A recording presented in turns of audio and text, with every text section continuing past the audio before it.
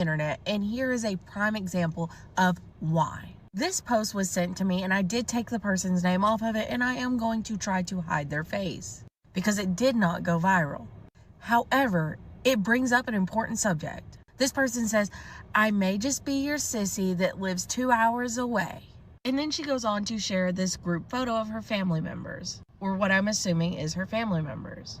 But she puts, but trust that sissy would break every law to get to any of you.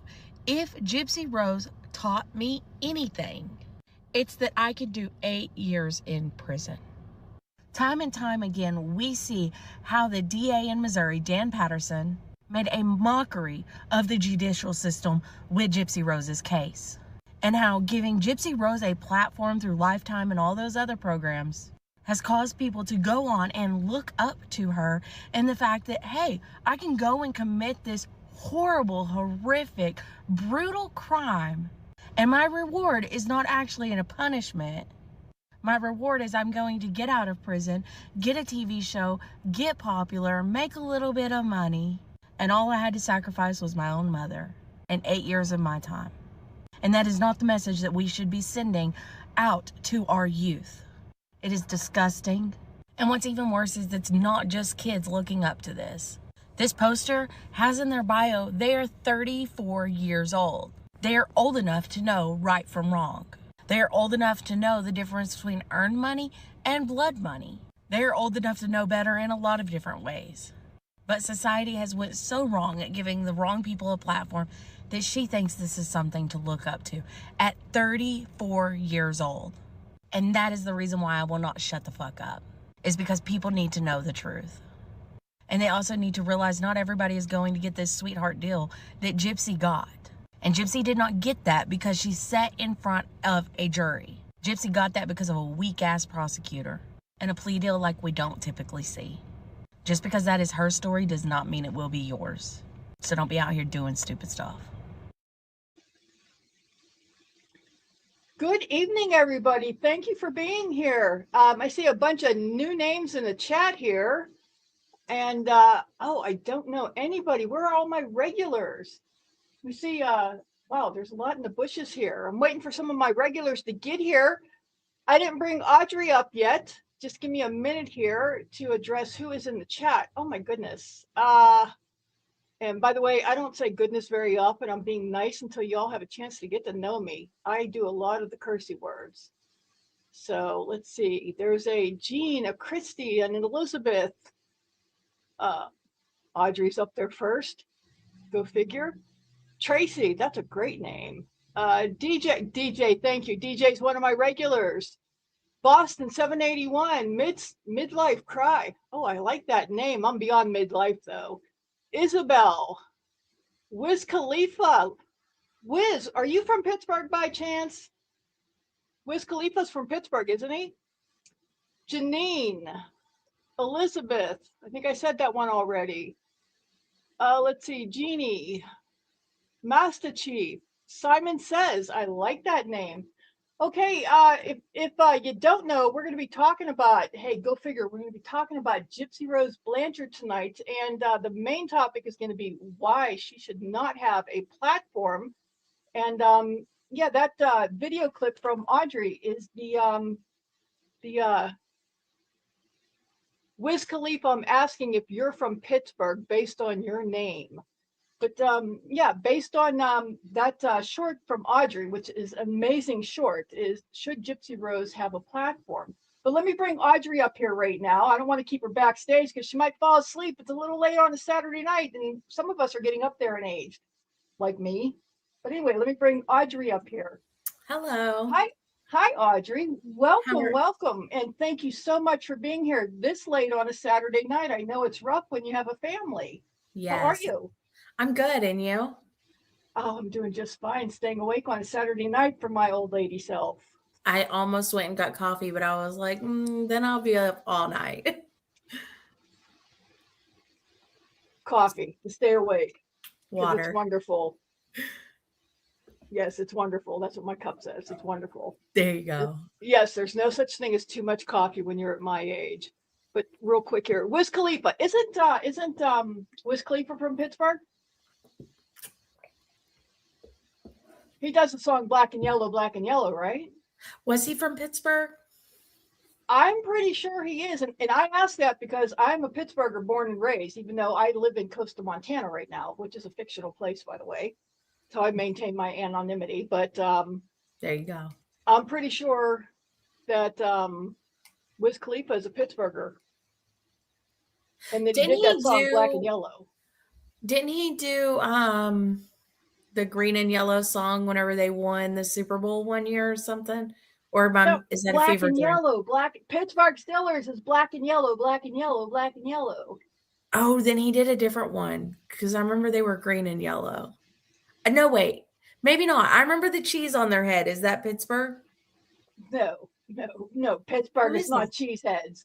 I'm from the town with the great football team. We call them Pittsburgh Steelers. We do the polkas. Oh, I don't know then.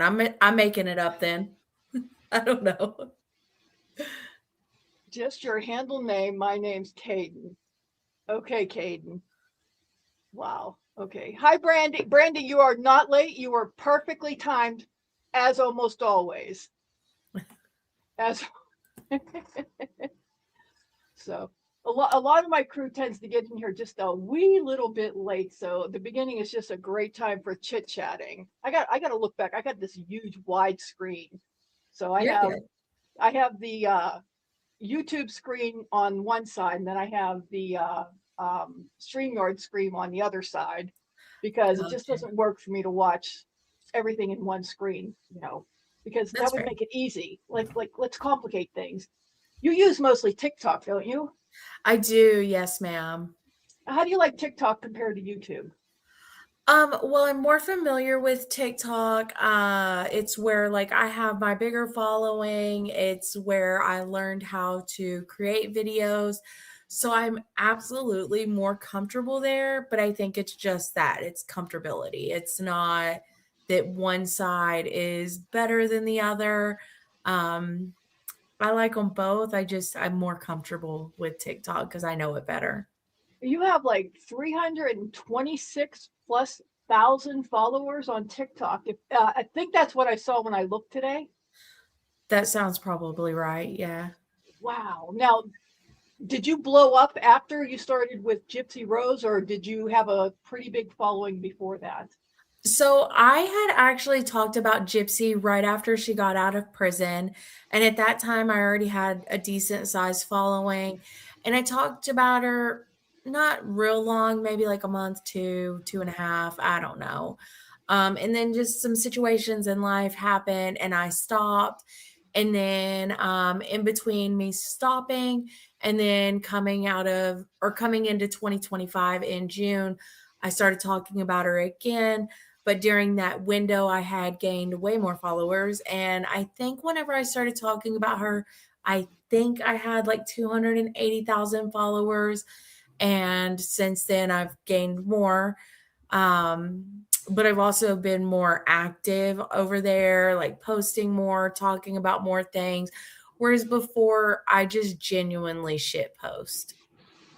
So I was Nothing wrong with a good shit post. Yeah, I was just there just trolling life. So, yeah, I did have a good amount before, but yeah, I've gained some since.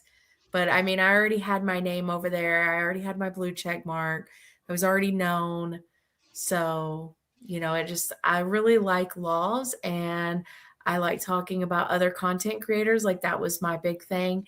And Gypsy falls into laws as well as a content creator. So it really sparked that part of my brain that is fascinated by that kind of stuff. You said laws as in laugh out loud? No, laws law books, law codes, legal stuff. Okay, so that's what got you interested. That's what initially got you interested in Gypsy Rose, or was there something else that just says, oh, I got to cover this wench?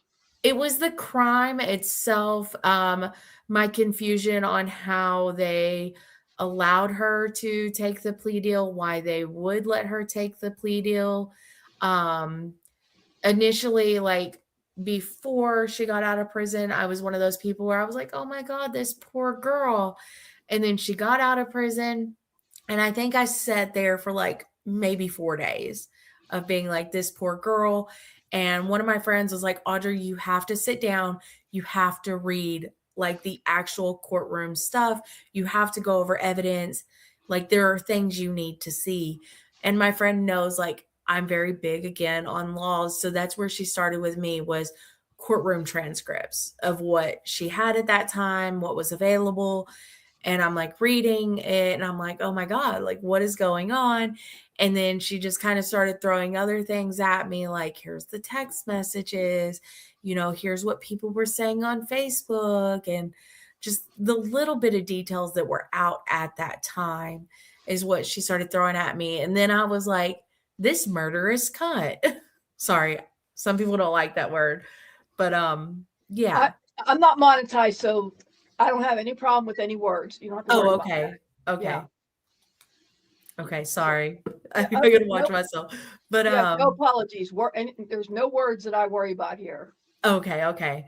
Yeah. So that's basically like, it sparked my interest for a lot of different reasons, but I think the being fooled by it really pulled me in. Like I was like, I need to learn more. I got to learn more. I want to learn more. And then, yeah, here we are today.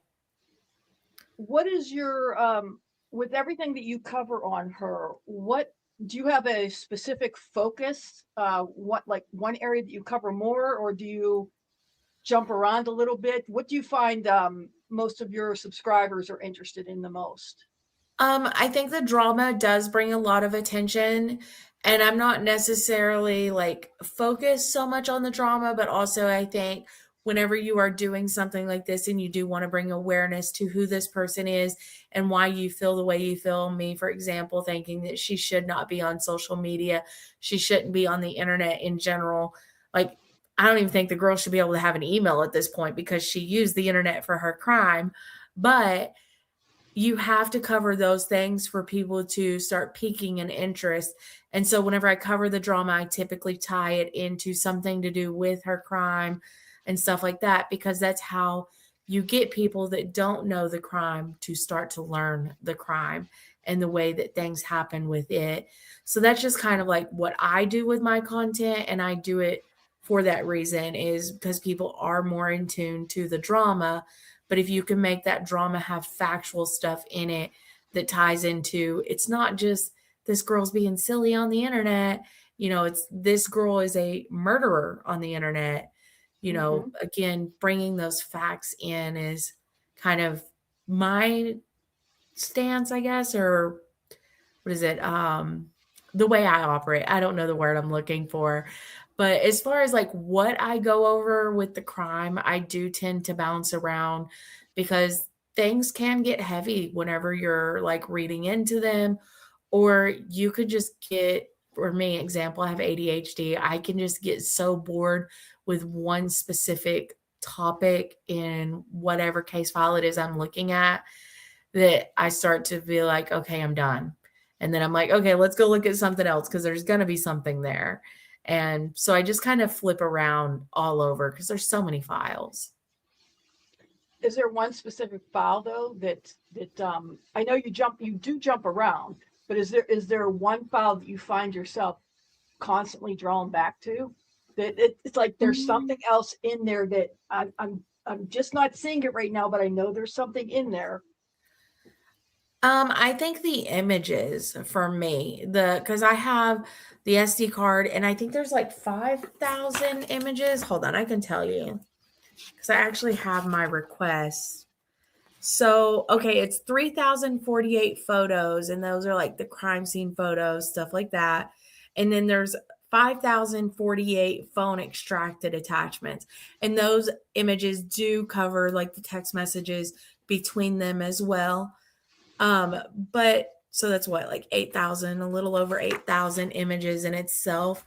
I tend to go back to those quite a bit because I feel like there are a lot of times that police were taking pictures of things and didn't necessarily know how it was going to play into this case or what it was going to crack. For example, you know, Gypsy's whole, I didn't have access to a phone.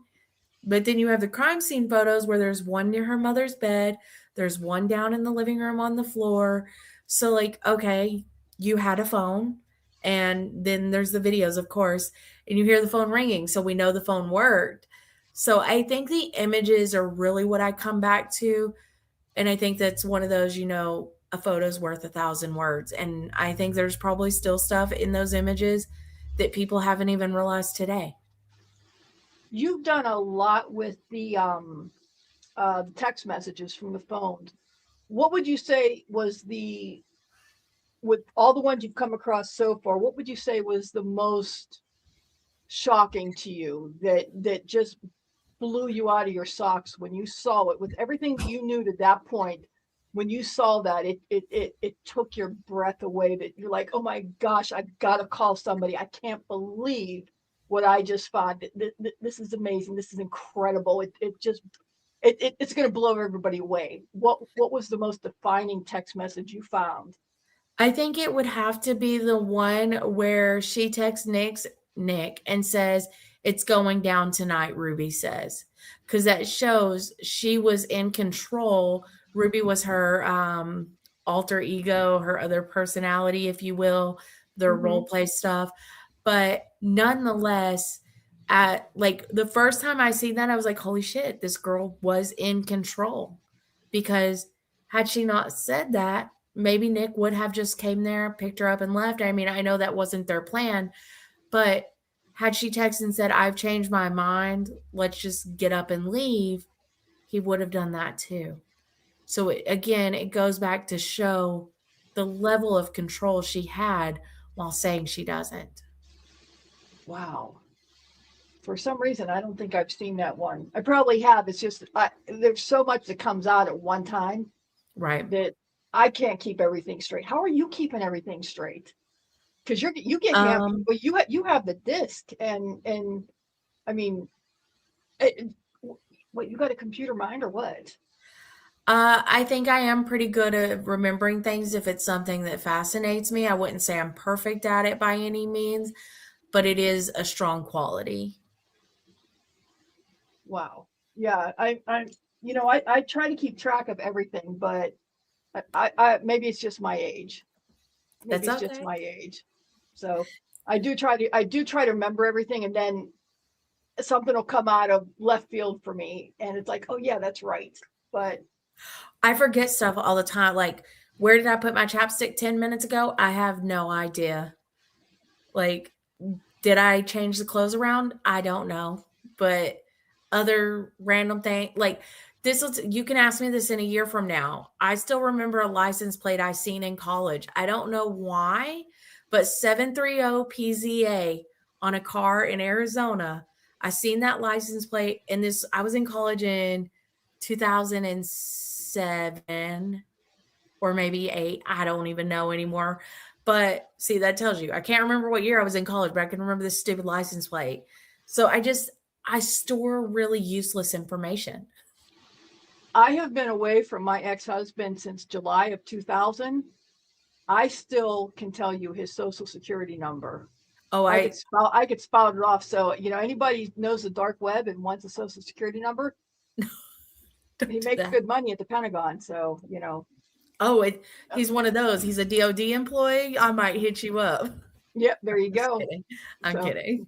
So am I. So anyway, yeah, it's not like I get child support or anything from him. Those days are gone. But hey, but yeah, that bank of information for useless information. Yeah, remember that on a dime. But what I did yesterday, can't remember that anymore. Exactly. So yeah, which reminds me, I just forgot what my next question was going to be. So what? Let me stay over there. It's my therapy cat. You're good. What else would you like to tell us about Gypsy Rose? While I try to remember what my next question was.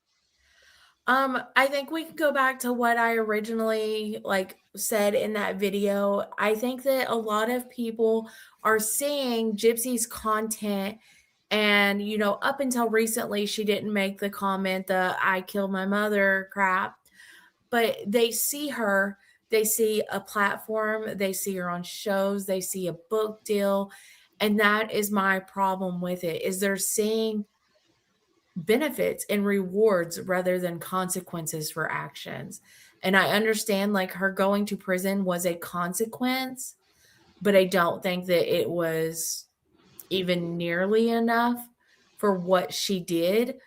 She hired a hitman, and how many times do we see, oh, nice to meet you too, Terry. How many times do we see whenever somebody has hired a hitman and they're just out here getting to write book deals? How many people do we know are the perpetrator and we take their story and Hollywood makes that the narrative? See, that's what I find to be one of the most terrifying facts of this case is that, when she came out and when I saw that first interview, I followed her case. When I first heard it, I had empathy for her, and empathy and sympathy because of things that went on in my childhood and my youth and what I experienced. And, I listened to the case. And then when she got out and I heard her interview on the Vial Files, and when she said, I don't identify as a murderer, I started screaming. I'm like, you what? And that's like immediately it was like, there's no accountability. There's been no rehabilitation there for what she did. No rehabilitation and no accountability. This is not going to go well. There's a problem. And it just went downhill from there. And I'm like, this is not somebody this is not going to go well, because kids are going to start looking up to her and thinking, oh, yeah, my parents pissed me off. 8.5 years later, I'll be out, no problem. I'll just, them, and it doesn't matter because I know I only have to do 8.5 years, no big deal. And that's the message that's the message that she's putting out, is that, yeah, 8.5 years later, it don't matter because anybody can do 8.5 years. And that, I think that's my biggest issue too, is there are people with real extreme abuse, and some not even extreme abuse, but abuse nonetheless. And I too, for the same reasons, had sympathy and empathy, because like I went through it as a kid and I put my own feelings and emotions up front. And I think that we see that a lot with people, because there's a lot of people that come into my comments and that's something they say is like, oh, Gypsy doesn't deserve this. Hey, I could say this as somebody who was an abused child. And I understand where they're coming from. And I also have to recognize not everybody knows the case files. Not everybody is privy to, what the act showed, and what Mommy, Dad, and Dearest showed is not 100% factual. So they are leading with that emotion of what they endured, and same, I did too. So I can see where a lot of people like came and had the same feelings that we did on that. People don't seem to realize that they see that it was a doc. They see doc, and they forget the drama part at the end of it, not separating out that it wasn't a documentary, it was a docudrama, which means parts of it are from real life, but it was dramatized. And people aren't realizing that it's not all factual. Oh, I stubbed my toe, and then they manufacture this whole drama around it that's all fantasy over a stubbed toe. Obviously I'm dramatizing that whole thing, but they're making this whole huge story out of a couple facts, and they're taking, I just said, I'm sorry, my crew knows that I'm trying to get away from saying but they're not, too many people are not realizing, because it was a great story, right? The act was a great story, but it was just that, a story though. Exactly. There was a couple facts thrown in there. There might have been 2 minutes of facts, And the other 54 minutes of each segment was all dramatized. Well, and I think a lot of people fail to understand that whenever it comes to Hollywood producers, anything of that nature, that if they were to tell the story 100% factual without some dramatization, they have to pay Gypsy for the story. And one thing we know is the act did not pay her life rights. And the reason why they'd never had to is because it was not 100% factual. They did end up giving her money, but it was not contracted. They did not have to. They did it out of sympathy. And they even say that because we see that in the prison emails where the gentleman says, he's setting up the trust. It's $50,000 for her. And he says it's so whenever you get out, you can get therapy and all this. It wasn't, $50,000. Thanks for your life rights. It was, we feel bad. Here's $50,000. Right. Yeah. I was just gonna say when you were talking, I'm like, whoa. They did give her something. They did give her something for that. Yeah, but it wasn't, like I said, it wasn't contractual. They didn't have to. Right. I wish they wouldn't They have. did give her something for that little bit of truth that was in the story. Well, not even for the truth, because again, they don't have to pay her because they didn't, like, how do I word? Because it wasn't factual, they don't have to pay her for the life rights. And through the emails, he says, like, I'm giving you this because I feel bad, not for any portion of her story, but like he felt bad because she went through all that. It wasn't 50,000. Thanks for your life rights. Does that make sense? They had a lawyer draft up the wording on that email. Oh, and I'm sure they did it just so that they didn't have to worry about some stupid her trying to sue them, because even if she tried and she lost, they're still out the money to retain an attorney to respond in the case and all that. So it was likely very easy for them to say, instead of spending 30,000 on a lawyer and then an additional 30,000 in court fees, why not try to hit her with 50,000 and she'll think she's good? And then technically they have paid her at that point and she's accepted it. Uh-oh, the police are coming. I guess she doesn't like us talking about her. That's okay. She'll get over it. I don't know. We'll see if they pull in my driveway. They're coming for us. They're coming for us. Hopefully not. Well, dare I say it wouldn't be the first time. I had teenage boys, My kids have never brought the police to my house, thankfully. Give them time. Well, they're 19 and 17, so. Oh, give them time. No. Please don't bring them. My boys are a little older than that. Give them time. Oh no. My oldest son, by the time he was out of the house, had been known by police in 3 different states. By the time he was aged out of the house. Oh yeah, Oh no. Oh yeah. Well, I have not something I'm proud of, but it's just hey, it's life. It's life. Yeah. Life happens. I will say, like, my kids are really chill. My son's special needs, so I don't think he's ever going to bring the police to my house. But my daughter she's the chillest person ever. So I don't see her getting in legal trouble, but my kids both know I'll bail you out once, never again after that. Did I tell you this would happen? My oldest son was at I think he was 15 at the time. He was at a skating party with his buddies. Uh-huh. The door was open for the other side of the skating ring. So him and some of his friends went over there, and the keys were in the Zamboni. Oh no. Yeah. What do you think a bunch of boys did? Got on it. Oh yeah. And the problem was that the rink wasn't iced up at the time. So let's just say that the 3 boys that were riding the Zamboni, the parents got the bill. Ooh. And my part of the bill was almost $20,000. I would have cried. I would have also made my kids go get a job immediately. I had renter's insurance that actually covered it because it was not an intentional vandalism. Oh, It was okay. accidental. And I mean, not in front of him. I mean, I hoot and hollered and threw a fit in front of him. But when he wasn't around me, I was laughing my ass off because it's teenagers, Yeah. open door, Zamboni with the keys in it. It was an open invitation.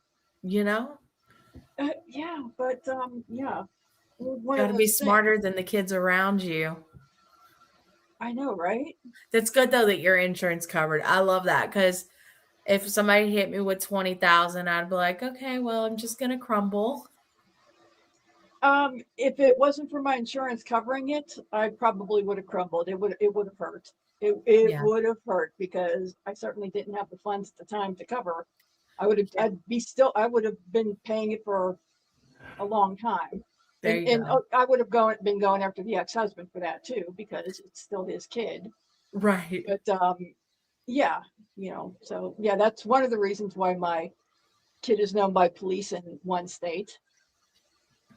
It happens though. It happens. Yeah, fun things. Kids are so Yes. much fun. By the way, back to Gypsy Rose. No, So you're good. yeah, so where do you see yourself moving forward? Because I don't think Gypsy's going to be going away anytime soon. It's like Um, she keeps one upping herself. just keeping my foot on her neck. Hope you got a big boot. I wear a size 10. That's a big boot for a lady. Oh wow, that's a little Yeah. bit bigger than my foot, and I'm a big girl. Yeah. I'm Yeah, not I'm not big stature wise. I'm only 5'2". Well, 5'3", depending on which gas station I'm leaving, but I'm gonna say 5'3" because it makes me feel better. But yeah, I have a and big we foot. wear a size 10. Holy shit! I do. Yeah. Wow. The good Lord knew I was gonna be plus size, so he said give her big feet for stability. Holy shit! I'm So 5'9", and I only wear a size 9. So must be nice. you don't ever have to worry about falling over. The crazy thing is I do still fall over because I forget I have big feet and I trip. But no, moving forward, I'm going to continue to go through the evidence because there's still so much to process. As a matter of fact, not was it 2 or 3 days ago, I finished getting them all into an Excel spreadsheet, and that ended up being, I think it was like 42,000 line items of the Facebook data. So I think moving forward, I want to go and I want to read all of that line per line and dictate out, what is Gypsy, what is Dee Dee, what is Nick, what order was this happening in? Because I want to process out whenever Gypsy's always saying like her mom was like right up her ass, you know, was she online around the same time her mother was online? And if so, were they just a room away from each other and her mom didn't know what she was doing? That part I'll never know. But I would like to see if in that household they were operating around the same time. Because again, I think that will be an interesting thing to see. I want to go out and look and see like what's being said by Dee Dee in messages. And I've already found a few little interesting things there versus what Dee Dee is saying outwardly to the public. Because again, it's all on Facebook. So I'm pretty sure like you're like me, you're the generation of Facebook. So you understand like there's posts you put out that everybody sees. And then there's messages which are private or intended to be private that everybody wouldn't see. So I want to see where the medical conversations happen with that, and if they vary in the inbox versus what's in the public, if there is some exaggeration there, if there's not some exaggeration. I want to kind of pick apart basically the characters they played. Gypsy on the outward to the public, Nick outward to the public, Dee Dee outward to the public versus behind closed doors. Gotcha. Now, I asked this question. I had a Laura on here 2 weeks ago, and I asked this question of her. Gypsy's come out and said that she lied to her mom all this time about not being able to walk. Mm-hmm. And everybody's believing it. But everything else that she says, we don't believe. Why are we so willing to believe that that's the truth when we believe everything else she says is a lie? For me, the reason why I believe that is because it was in a video that she made to Nick, one which she never thought would be public, one a statement she made before, she was caught for this crime, before she needed the whole, my mom abused me, my mom did this, my mom was the key player. And so I take that as it's one. I think whenever we see Gypsy's communications with Nick, we see Gypsy's true identity. I think that she truly showed Nick who she was, downright from a sexual deviant to she's into mischief and mayhem. I think that the things that she said in messages to Nick are real. I think that was her real personality. And then as soon as Mike Stanfield came up with this, you were an abused victim, then she needed to say everything was on her mom. And after that is whenever we get my mom made me stay in a wheelchair, my mom made me do this. But again, I go back to, who they were in private versus who they were in public. In public, she needs her mom to be the villain, but in private with Nick, even though he does go by Victor too, Right. she let him know, this is who I am and this is what I'm capable of. She told him, I can walk and I've always known I could walk. What do you think about some people have been fooled, or maybe that's not the right way to say it. Some people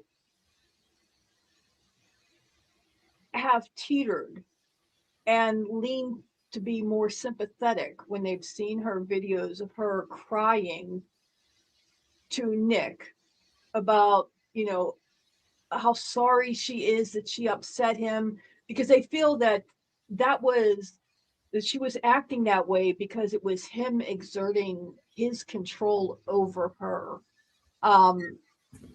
What do you have to, I don't know if I said that the right way to fully explain what I'm saying.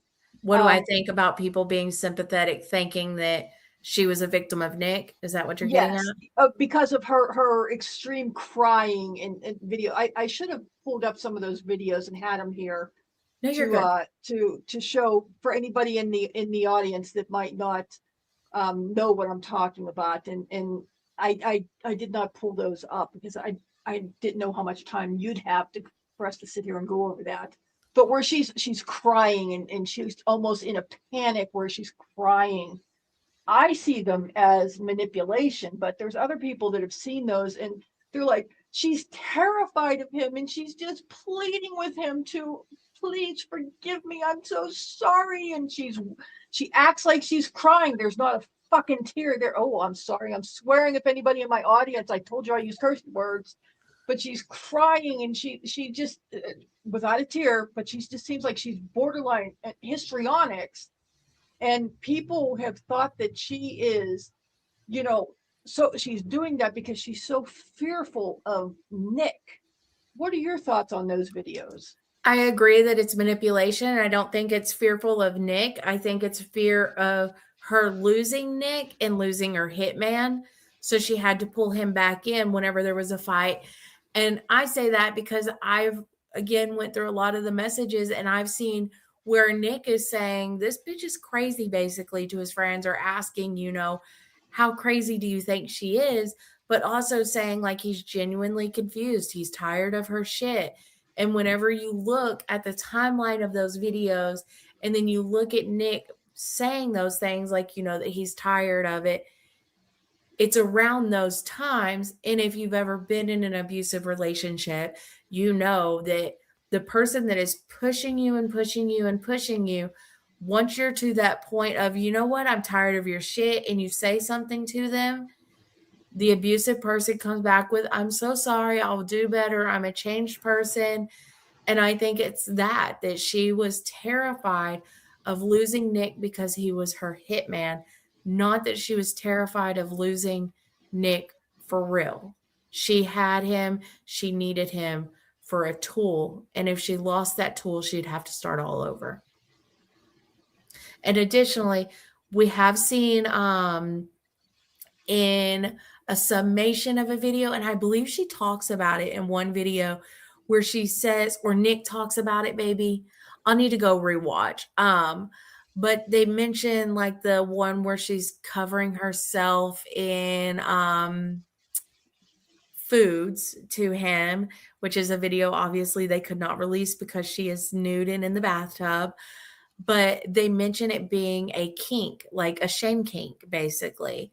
And with that being said, making somebody cry or appear embarrassed or hurt can be a form of a kink.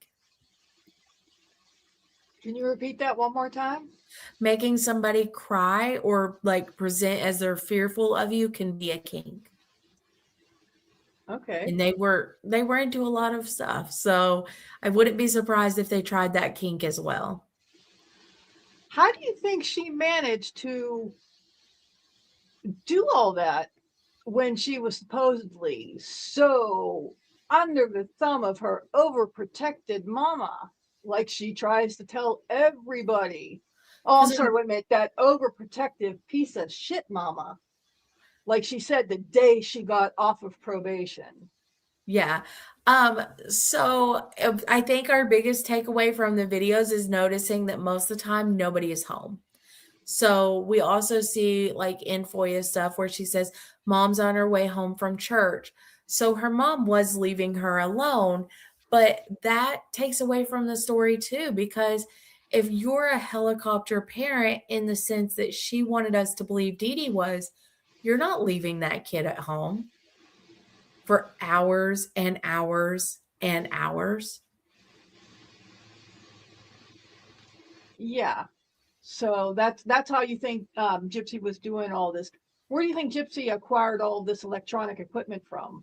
So I do know one of the laptops, I believe Rod and them got her. I could be wrong. I think Rod got one for, it was her birthday or Christmas. So we do know one of those was from that. But I mean, her mom was getting them for her. Outside of that, she had to have been, because I mean, Gypsy stole some stuff, but she ain't walking out with a laptop. And she was approved for disability, so she likely had her own money, because a lot of people look at it, oh, she was disabled, her mom controlled the money, and that's not necessarily the way it works. Unless you're ordered to have a payee, you are in control of your money. That's not to say that her mom didn't have access to that account and all of that, but nonetheless, all it would have taken is for Gypsy to be like, I don't get to spend this money. And okay, now there is a fraud case. So I think it came down to they were getting it. Her mom knew she had this. I mean, you see right there in the crime scene photos, the chargers for those laptops are right there. So they weren't hidden. The box for the laptops right in the junk room. Again, her mom would have seen that. So it's not that the electronics were hidden around the house. And Gypsy does make the Cape Cod video, and her mom sees she's recording everything, and she talks about editing and everything too in the videos and sending it out to people. So Dee Dee knew she had electronics. So how do you think all this got past, the prosecutor? I don't think it did. I think the prosecutor was just lazy. I agree. They were lazy, and I think that I've lived in Missouri, so there's one thing I can say about Missouri is they are a very underfunded state. They do not have an excess of wealth, and sadly, there are many cases, not just in Missouri, but in states that don't have excess of wealth, where they will offer a plea deal to avoid the cost of court. how much involvement do you think that Rod and Christy have had in everything since Gypsy's been released in prison, in all of this drama since the prison release? I think that Christy is an instigator, sometimes in front of the scenes, but a lot of the time behind the scenes. I also really get the vibe that Christy wants to come off as she is the good stepmom, but I think it's like a Cinderella story, only Gypsy doesn't realize she's Cinderella. She's being used for the money. Meanwhile, Christy throws shade anytime she can. A good example for that is Christy, as one of Gypsy's followers. I'm sure she follows all of the crazy drama. Actually, we know she does, but there was the Dior purse. And Gypsy was like, why would I spend, or what makes you think I wouldn't spend $3,500 on a purse when I spent that on a wig? And basically making it sound like, oh, I got all this money, I'm just throwing around to stuff like purses. And then you have Christy who goes over in their Discord and they're like, that was a gift from Melissa Moore. So she like throws her under the bus in that moment. And I think that it's intentional, but I think Christy plays the I'm so sorry I didn't know card really well with Gypsy. I was wondering if you were going to slip into the Gypsy voice. I know. I would. What are you talking about? I can't help but laugh. I was wondering if it was going to slip and come out anywhere. Sometimes I do it without even thinking, but I catch myself like I did just then. And I was like, okay, be better, Audrey. That was great. That was great. In case nobody knows here, Audrey does a lot of a fair amount of TikToks using Gypsy Rose's voice, and she's a ringer. She is a ringer for the Gypsy Rose voices. And you have to go and watch her TikToks and some of her shorts to see it, because it's a ringer. It's a ringer. Yeah, so go and give our girl the views for it. She's a ringer. Thank you. Yes, they're absolutely fantastic. And if you're having one of those days where you need a laugh, those are it. They're great. Thank you. So. Thank you. Yeah. I think Christy's a lot more involved. I think Rod has chosen ignorance as bliss, and he knows there's a lot going on. He knows his wife is involved. He obviously knows his daughter is involved, not Mia, but Gypsy. And I think for Rod, he is just like, you know what? I can come home for a week and then I can go back out on the boat. And during that week, I can just, you know what? This is our week. Let's do this. Let's ignore this. And he doesn't really care. And that goes back to what we've seen in emails. Excuse me. Rod was cheating then. My opinion, he's probably still cheating now, unless he's just getting up there in age and doesn't have the energy for it. But I think that he just doesn't pay attention whenever he's home. I think that Rod is checked out, just like he was checked out during Gypsy's childhood. It's not letting me put in your TikTok link. It's Chicken Nugget Life. What are the 4 digits after that? 8806. 8806. Thank you. You're welcome. Thank you. And, that was you that said I don't put it. Oh, the YouTube link's not working. Oh. Terry, can you find the YouTube link for me?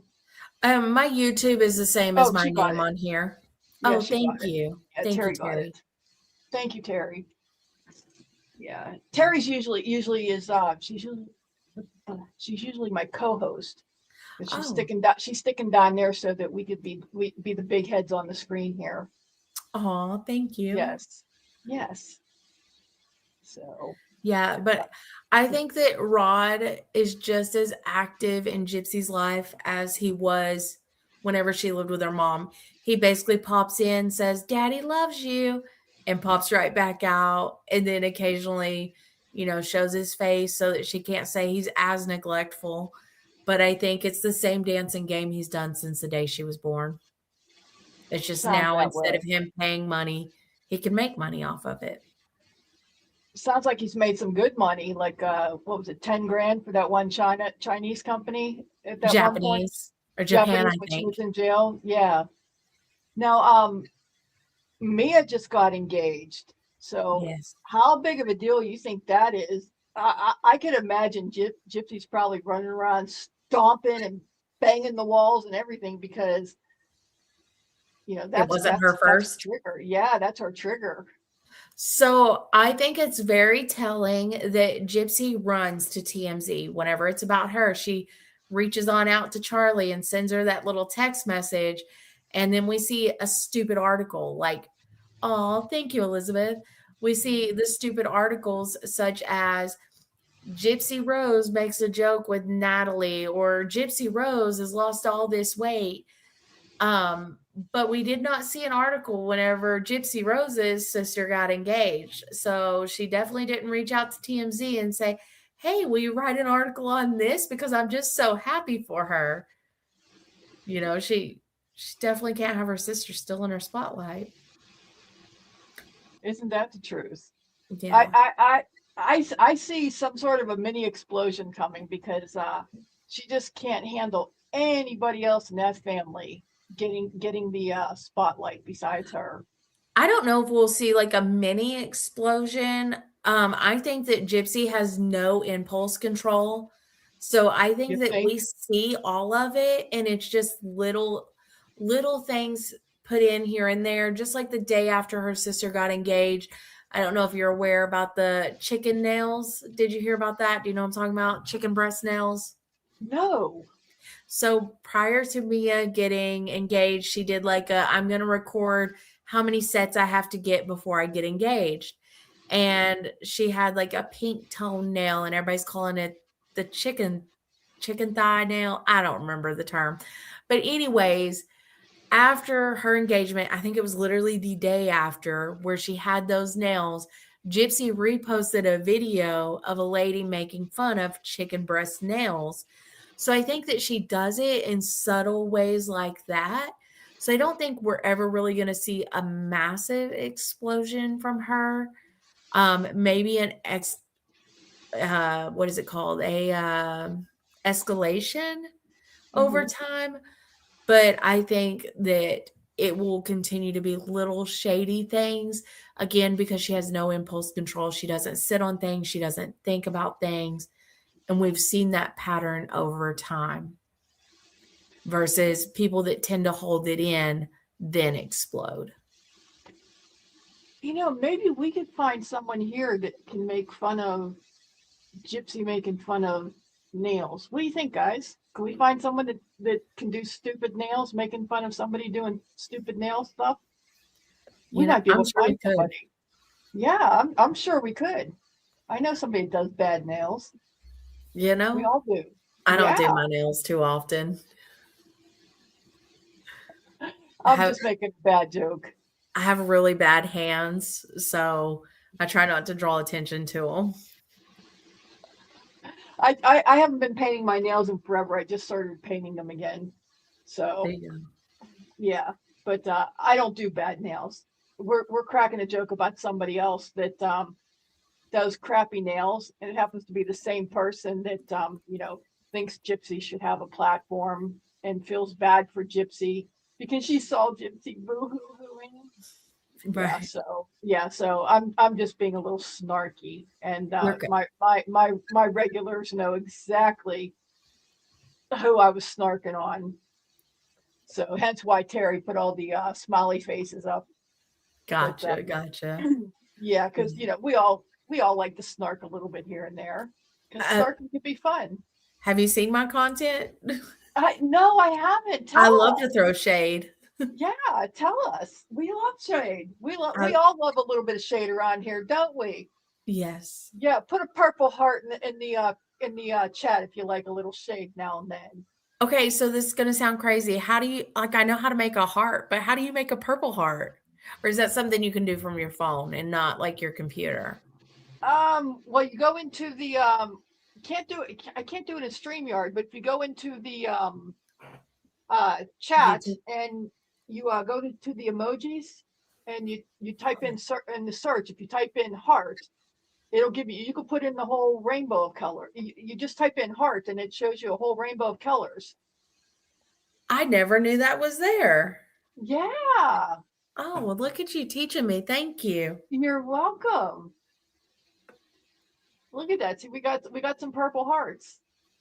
See, now we know who's paying attention. Oh, thank you, Brandy. Yeah. I don't think we're going to see a massive explosion. I think she'll reoffend. I do think that I don't think it'll be murder, obviously. Well, I don't know if Ken tries to leave her, maybe. I was gonna say Ken's on thin ice.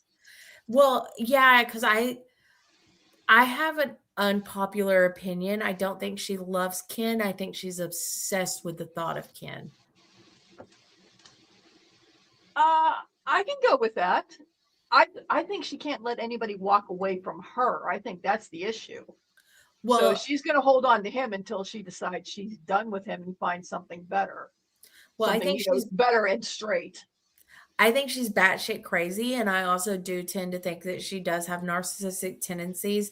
And supposedly, if you're narcissistic, you can't truly love somebody. And so that's why I think she sees Ken as a prize that she's won and not a man that she loves. I don't think she's capable of love. Yeah. So, I mean, I haven't seen anything from her with love. Yeah. Wow. What do you think about her with the baby? There's so much controversy that, is there, isn't there, is it real? I just said, again. Is there, isn't there? Is it real? Is it not? Is there health problems with the baby? I saw one picture where it looks like it was a baby with issues on the hands. There's so much controversy around the baby. I hope that if there really is, I'm still not even 100% sure if I believe there's a real baby, but I just hope that if there really is a real baby, that it's a healthy baby. I believe there is a baby. Okay. So I try not to talk too much about the kid just because I do have kids myself, and I'm not entirely comfortable with other people talking about, like, I will talk about Gypsy. I don't think that she's capable of being a great parent. I think every parent has a fault. With that being said, absolutely. But I go back to, I think she's batshit crazy. I don't think she's capable of love. So I think the baby is like a prized item to her too. And I think whenever that baby gets old enough to talk back and express opinions, that if that baby's opinions don't align, then Gypsy is going to crash. And that is going to be when she pulls back more from that kid. Whenever, like your kid hits 7, 8, 9 years old and they start the "I hate you," or, you didn't hang the moon for them. They no longer see you as shitting rainbows and this, because you. Oh, you mean when she starts passing around the pictures for getting ready to the V card thing? Oh no. Oh my gosh. Sorry. I have a lot of thoughts on that one. But I am of the belief that the baby is real. Okay. And I do hope that the baby is healthy. Okay. And we're on the same page with that. Yes. And I fear for that child's future, because I think the most selfish thing she could have done was have a child knowing the history that not just follows her, but that history will follow her child.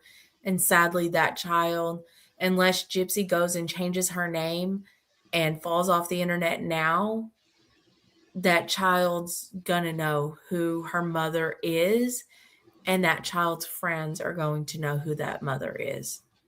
So I have a lot of sympathy for that child's future. And yeah, I think that's where I sit on that. Again, I try not to go too much in on the kid. Like, I don't have opinions on, I think the child has met milestones late, but I think that that's by Gypsy's doing. I think she's just a neglectful parent. I don't think it's that the child has a health issue, or at least maybe I'm just hopeful the child doesn't have a health issue. But also that sucks, because then if the milestones are late because she's a neglectful parent, like there's no winning in the thoughts with that. I just want to say I do think that Aurora is real, and I wish her the best future and the happiest future, while holding grace for the fact that I know it's gonna suck if her mom keeps down the path she's at. Do you think CPS is involved? It seems like it to me. I feel like there have been times that it has seemed that way. My fear is this, is there's so many people that hate Gypsy that they're likely calling and making complaints constantly. And the issue with that is, if CPS gets so many unfounded complaints, they're going to start ignoring them. And agree. then in the future, if there is a legitimate concern or a legitimate complaint, CPS just isn't going to take it serious. So I don't know. I go really back and forth on whether they are or are not involved. But I think that if they were involved, I believe that there's probably so many false reports going in that they don't even bother with them most of the time. I agree. A lot of it gets excuse me, a lot of it got ridiculous. I mean, the baby's in the car seat wrong. People are blown up and going nuts. I'm like, did y'all forget you were a first-time mom? You know, first-time moms make mistakes. Right. You know, I said, you know, again. I'm really trying to work on that. You know, first-time moms make mistakes. We were all there, all of us. Let me rephrase that. First-time parents make mistakes. The idea is, when you see them making a mistake because they were stupid enough to post it online, you know. Not everything is report worthy. Not everything is report worthy to CPS. You give them a little bit of a hammering online because they were stupid enough to post it online. You teach them, give them a chance to correct it. If you know them in person, you got a phone number, you call them and say, hey, knucklehead, let's fix this. Right. You don't report it to CPS because they did something stupid the first time that you did yourself. You were just smart enough to not post it on, you know, I said, do you know, again, you were smart enough not to post it on social media, or, hey, you didn't have social media because you're an old as fuck person, but we all made those mistakes. Every first-time parent makes some mistakes. Right. I mean, just about every parent out there drops their kid on their head. They just don't admit to it. Well, not every parent, because I didn't, certainly, but you know, every parent out there makes some mistake. Well, and I think it's not even just with first kids. Like with my kids, I have a very open house where if you think I've done something, come to me and tell me. Let's walk through this, rather than you just being like, my mom's so stupid, she just doesn't get it. And I'm the same. If I see something they do, I'm going to go to them. And my biggest line in my household is, this is your first time being a kid. It's my first time being a parent. I like that. Like we're all experiencing life together. Right. My grandson, he practically lived with me the first 5 years. I had the benefit of having already raised kids.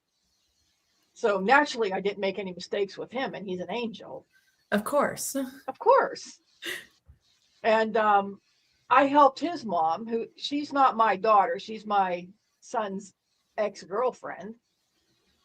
I helped teach her along the way while he was here, and I've raised an angel that my son did not deserve because, you know, he's a Zamboni boy.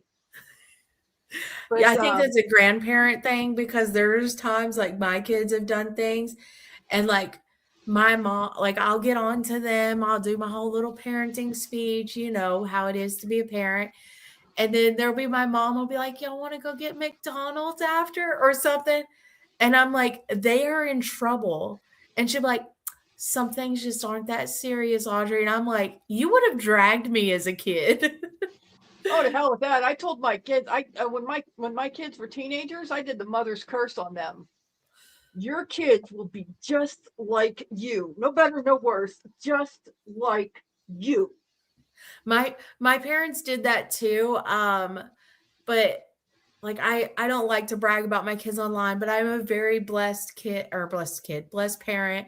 My kids, like, I've not had to go to the schools for them because they were in trouble. Well, one time with my daughter, and I do think it was justified.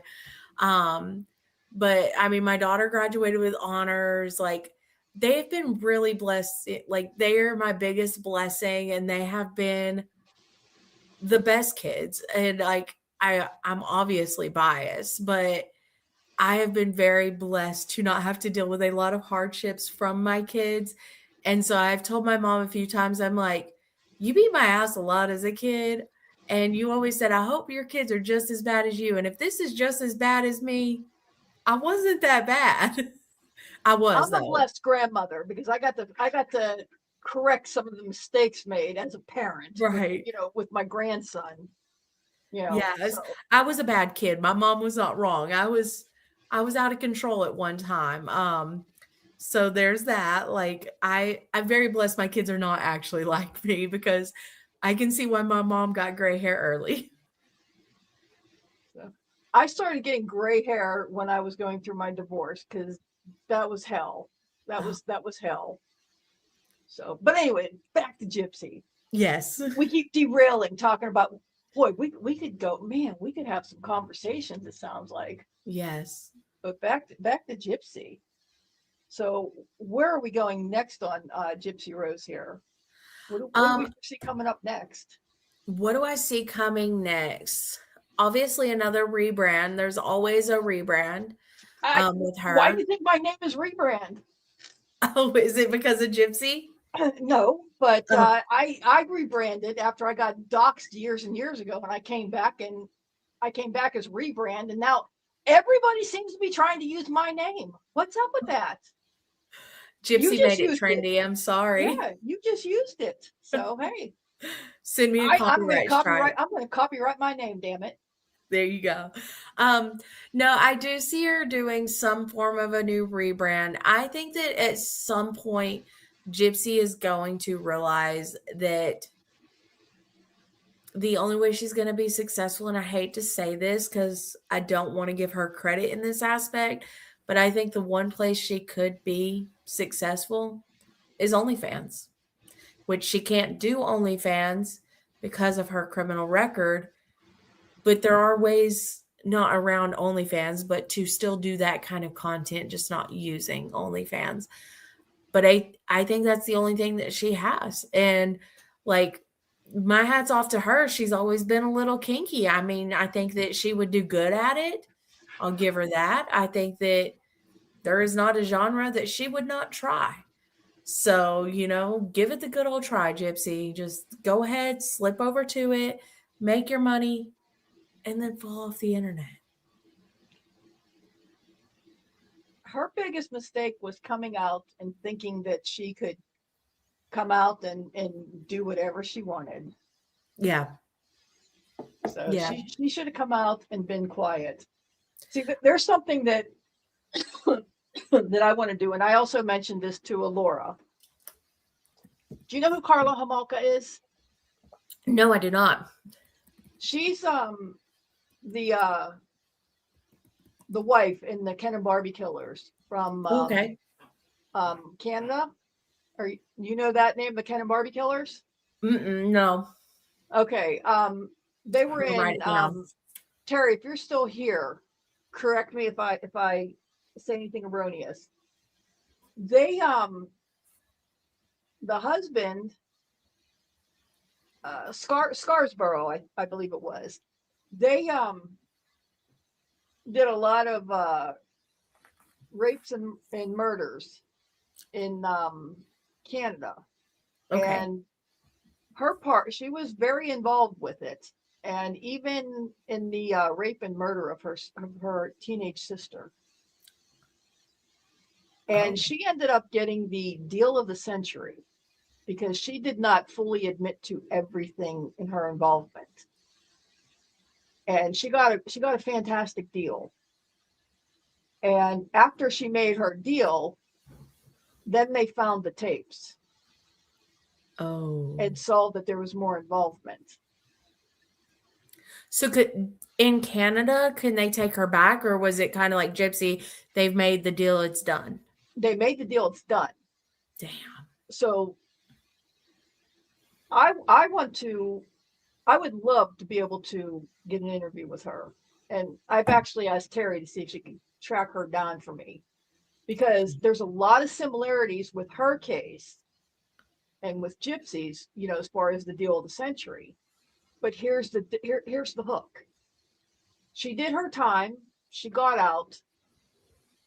She stayed quiet, went on to live her life quietly, moved on. She has moved on, moved away. I believe she changed her name, has a family, stayed quiet. Here's another part of the story. While all of this was going on, with her and her husband, he also beat the living shit out of her. So she was also a victim of her husband. So she participated in these crimes, but she was also a victim of her husband while participating in these crimes. So this is a true victim that participated in these crimes. One got a deal of the century, served her time, got out, and was quiet. It was quiet. But Gypsy, who says she's a victim and got the deal of the century in the United States, served that time, got out, and thinks she's a queen. Yes, queen. Yes, queen. I think what's the difference here? Because Gypsy was not a victim, but Carla up there, she actually was. She's guilty, right? And she was also a victim. So I think, I don't obviously know too much about that case. Paul Bernardo. Paul Bernardo was the husband's name. Let me write that down. Thank you. Yeah, here, I'll put that up on the screen. Carla Homolka and Paul Bernardo. Okay, and Carla. So it sounds like people were aware of the videos coming out after she made the deal. She knew to get out and get quiet. Whereas I think with Gypsy, you had her lawyer who came up with an amazing defense. And then you had a community who's seen this girl and seen her as a special needs girl, and then felt sympathy because she's also being abused, because they couldn't take away that if her story is factual, that she was just abused, she also doesn't have these mental capacities. So they seen both at the same time. Then you got these shows like The Act, who hyped up this victim aspect. And then you have people that do things like say, I had a bad childhood, I can relate to this story, so I'm going to be sympathetic towards her. And so those shows came out. Gypsy's JPay and Paper Mill blew up with supporters and people just wanting her out because they heard this horrific story and thought, she didn't get the justice that she deserved because she basically was a vigilante in her case. And I think that may be the difference. Granted, again, I don't know too much about the Ken and Barbie killers. I know what you just told me, but again, I never heard of the Ken and Barbie killers. So I think it worked perfect for Carla to come out and be fucking quiet. And Gypsy could have done this. I'm sorry to interrupt you. If you would like to pursue looking into it, I would love to do something with you on that. We could do something together. Don't take my story, but we could we could do something together, because I think that would be, it's two deals of the century on different sides of the border. they have so many similarities in them, but look at how the difference is on how they came out. With Canada doesn't have like a freedom of request. Like a lot of their stuff is private though, right? Let's see. I don't, Terry, what can you what information can you give us on that? There's a lot that came out. I know that they pursued charge had the attorney turned over that information on the tapes. I believe he had the tapes when that deal was being worked. Oh. Yeah, there was a lot that came out, and I can't give you all the information right now because it's just not coming up right now. I didn't think you'd be interested enough to ask all that, so I'm not prepared to really speak on it. You're good. But there was a lot that was done with the attorneys, and yeah, it was a whole thing. I do remember the public was outraged. There was another case I looked at briefly, and it was Canada. And I feel like I remember reading that like a lot of their court stuff and evidence and all that is a lot more private than the United States. So I ended up like not even really dragging anything for it. But I mean, yeah, let's look. You have my email, obviously. So I mean, like if we can look and see, that's great. If we can get it, that's great too. Yeah. And again, the biggest comparison to me though is the difference on how, a murderess who was also a victim came out and walked quietly into the night, so to speak, versus a murderess who lied about a victim, came out and thinks she's a celebrity. Well, and I think another good parallel, and I will say, so she doesn't try to sue me like she has other people, I think that Casey Anthony is guilty, but she was found innocent. I don't agree with it, but she was. But I think that that's a good example with, she came like out of jail because she was in jail during all this. And she sat down quietly, and she has tried to come to the internet a few times. And every time people have been like, get the fuck off the internet, she was like, I'm off. I think that Gypsy should take a lesson from that because, of course, we all remember who Casey Anthony is. We all remember. I can tell you what I was doing the day and the minute and the second that she was found not guilty. We will always remember it. But do we constantly talk about it? No, because she's not in our fucking face about it. Right.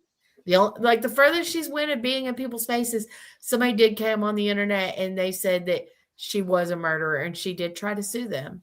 So that's why I will stand by. I think she did that shit, but she was found innocent. Right. And we can't do anything about that because she was found innocent. Right. But she doesn't have to sit there and keep trying to throw it in everybody's faces every day. Right. Gypsy has she can't do the same because she was found guilty. Yep. There's that again. But she was found guilty. That will never change. Exactly. And she's not going to change the public opinion of her. She just keeps making it worse. And all we can do is make sure that nobody ever forgets and that the truth continues to flood. Yeah, and I think that's her biggest downfall is she's always got to have this clap back. And like, I'm really bad about that too. I will say I'm really bad about trying to defend myself.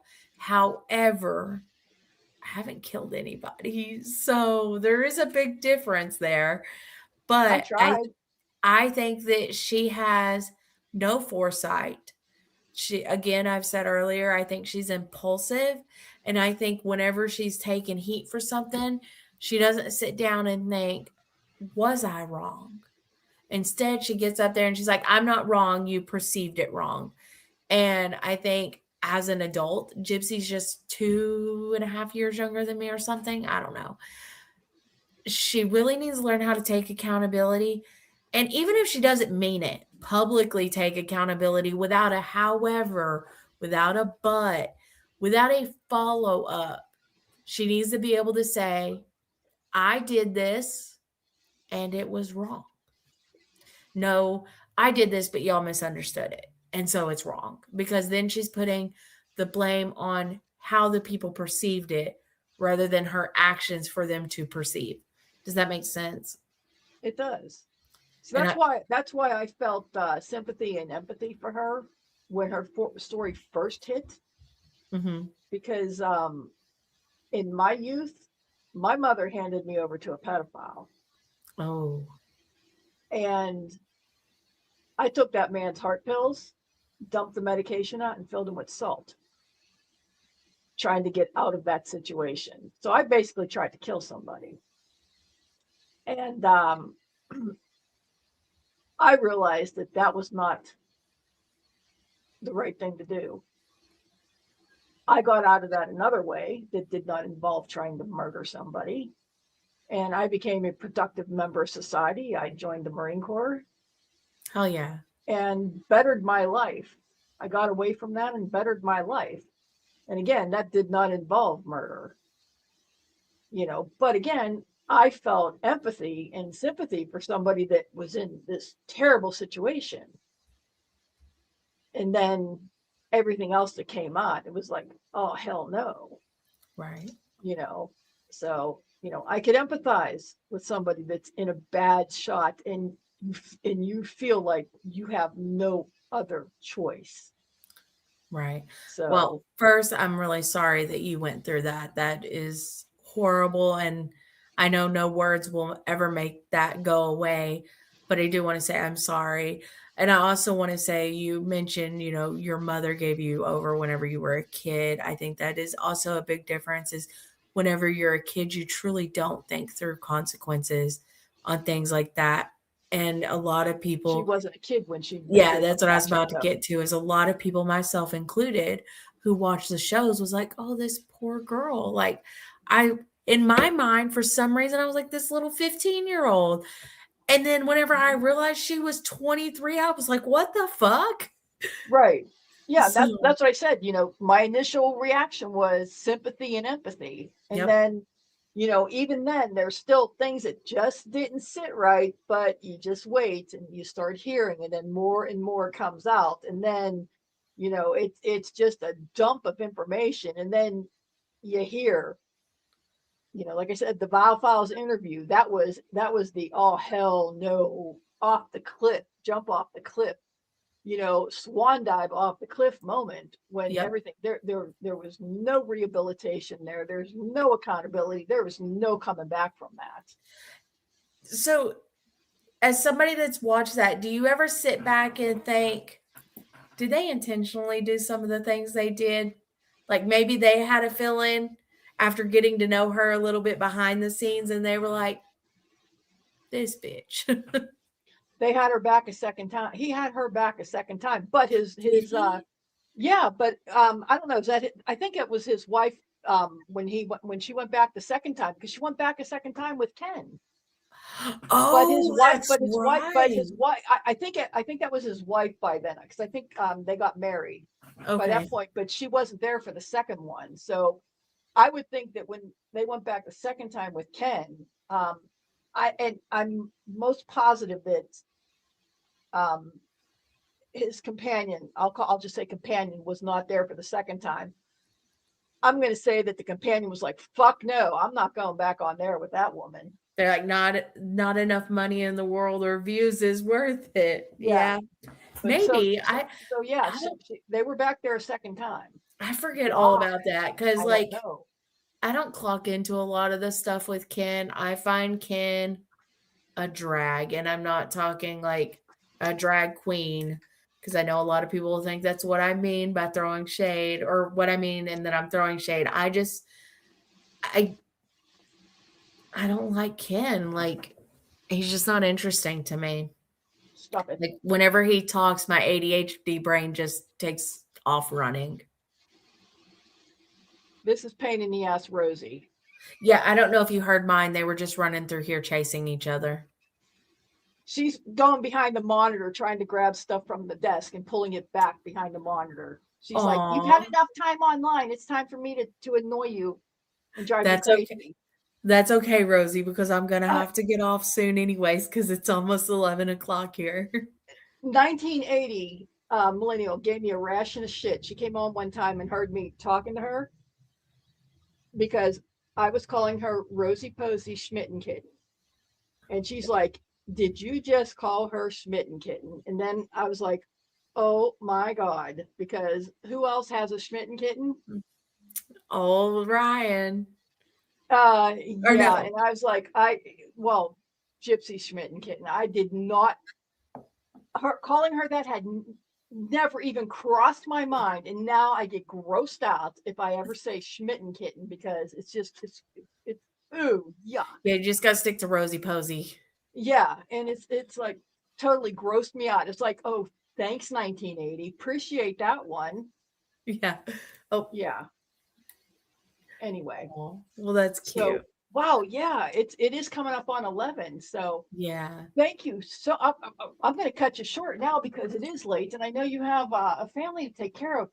Thank you so much for being here. It's been such a pleasure. I'm going to figure out Yes. a way in a time to try to get you back again sometime. Yeah, for Uh, sure. And if we should chat about that and maybe the Ken and Barbie thing. And if we can find anything, we can come back up and chat on that for yeah. sure. And then I want to say I am so sorry. I completely ghosted last weekend. I think I told you in the email. I put it down in my calendar as today instead of last weekend. It was just a bad mistake on my part. So I apologize. Oh, No, I told everybody that was my fault because leading up to that, I was I have a baby bazaar here. I'm a committee member, and okay. all week long I was working that, and I didn't email you at all during the week to do follow up. So it was my fault for not doing follow up for the week, and I told all my peeps that it was my lack of communication, which it really was, because had I done follow up during the week we wouldn't have had that miscommunication. So bottom line, it was my fault. And that's what I told all my peeps. So no, We'll say it it was was both of all our mine. faults then. Okay. We'll leave it at that. It was a dual miscommunication. Yes. There we go. That's a good way. Yes. Yes. So and by Saturday night, I was so wiped out and exhausted anyway. So it worked out beautifully anyway. But you were There here you go. tonight and I'm so grateful for that. Thank you. Yes, thanks for And having me. I do yeah, appreciate that. you gave so much of your time and I'm very appreciative of that. And we you can see I don't have a huge audience, but I know on the replay we'll get quite a few in here and quite a few new members came in tonight. And hopefully a lot of questions were answered and the replay crew will have a lot of questions answered. And if anybody puts any questions in the comments afterwards that I can't answer or that need to be answered by you, I'll make sure I forward them to you in email. Okay. So once again, thank you so much for being here. I thoroughly enjoyed talking with you. It was a great time. Yes, ma'am. And I I agree. would love to do this again sometime. Yeah, for sure. And For sure. as soon as we're done here, I'll make sure I put your links up, or actually, if any of my mods are still here, if they didn't pop out, we'll make sure your links to TikTok and YouTube get. Oh, Terry's here. If we can get your Thank links back up in the chat so anybody can get there. And thank you again. It was wonderful. It was great talking to you. And everybody, once again, this is Audacious Audrey or Chicken Nugget Life on TikTok. And Yes. we'll look forward to having you back again sometime. It was a great Yeah. evening. Thank you. Thank you. You have a good night. Thank you. Take care. Good night You now. too. Bye. Bye-bye. All right, Terry, get up here.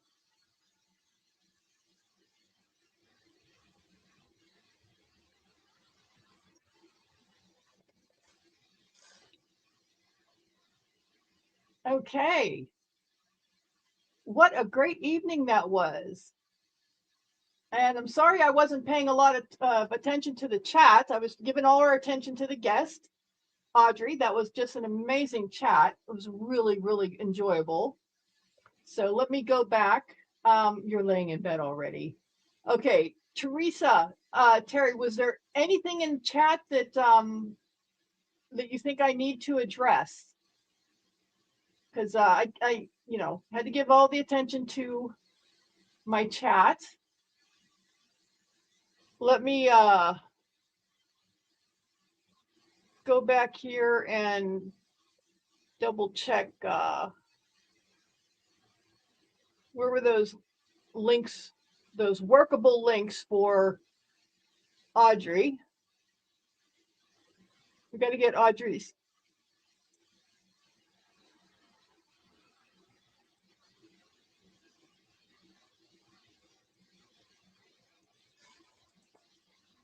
See, I hope this is it.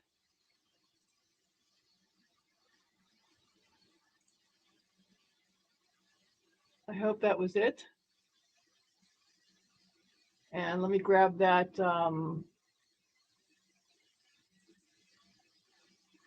TikTok link.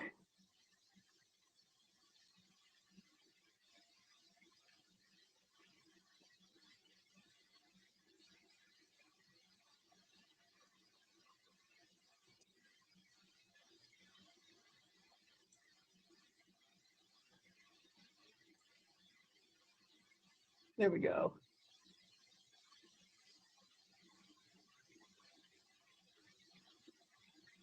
Yeah, I saw that. That was that Wiz Khalifa dude. I was talking with him a little bit.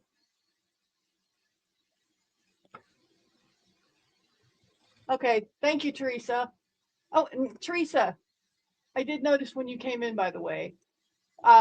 Yeah, it was Wiz Khalifa. I was chit-chatting with him a little bit in the beginning. I was asking if he picked his name because he was from Pittsburgh, since I was a Pittsburgher.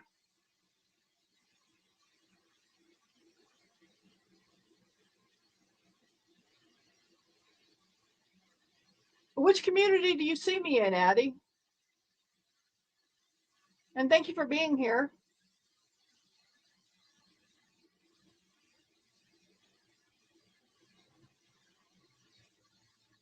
Yes, and Majesta Bell, thank you for being here. I saw some of your comments. You have a 5-month-old. That's a wonderful age. I enjoy 5 months. They don't start mouthing off at you yet. You got a couple years to go before the mouthing off starts. I say that with a smile on my face. I love that age with holding them and feeding them. That's always a fun time. You got the holding, the snuggles, the adorable age. I appreciate that you'll be around, Majesta Bell. I hope you enjoyed that. We do tend to have our drama chats. We do have those. So if that's not your thing, I certainly understand it, but we do have those. Wow. Yesterday, I only had 180 subs. Look where I'm at today. Woohoo!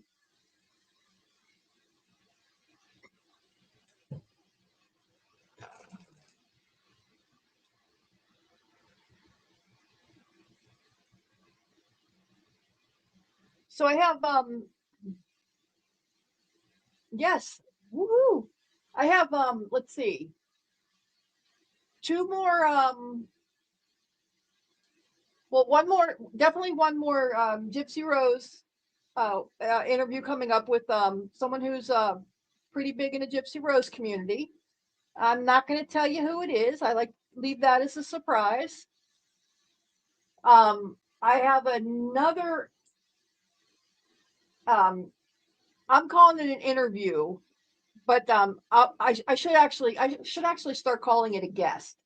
But I have another guest lined up.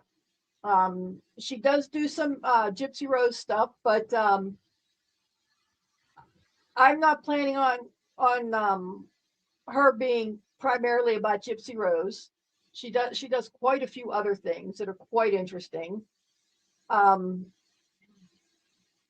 We haven't set these next 2. We haven't set any definitive dates or times or anything like that. So I am working on that. My one with Gypsy, she was on vacay, and as soon as she said she was on vacay, I didn't respond at all because I don't want her emailing me when she's on vacay. So we're not talking about that at all.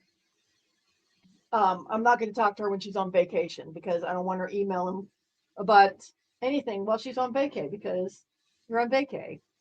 The other one, oh, and it is somebody that does pop in here once in a while. Both of them are.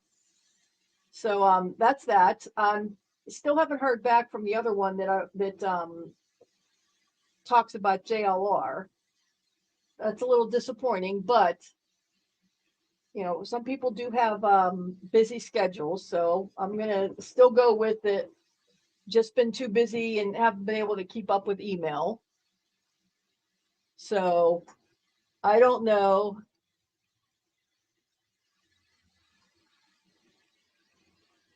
Ah, okay, yeah, you got me. You got me. Yes, it's millennial.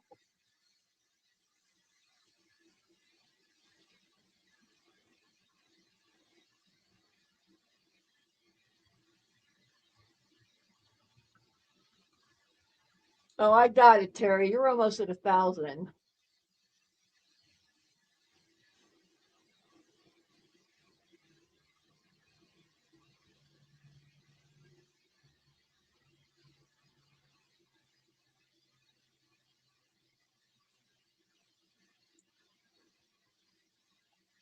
What do you consider a snowshoe?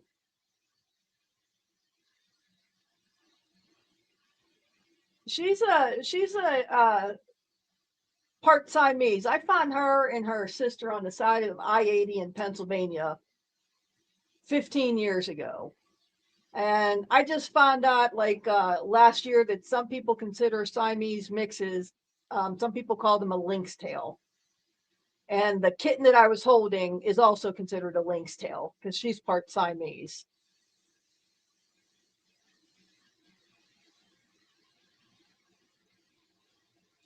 Oh, can't you tell that I just love Gypsy Rose? Oh, I thought you were around, I thought you had around 700.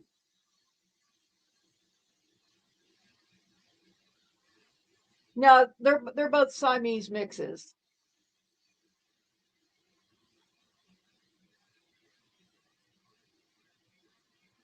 Oh, I have a couple cats.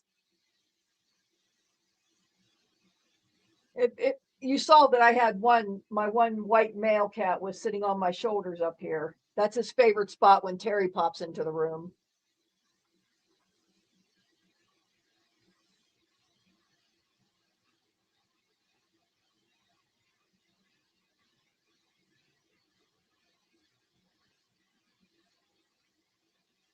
Oh, okay, okay. I just happened to notice yesterday I was at like 180 because I had commented, I think it was in the chat that I had commented that I had gained like I think it was like 15 subs since I did all those shorts. And then when I started the live tonight, I looked over and I'm like, holy shit, I'm over 200.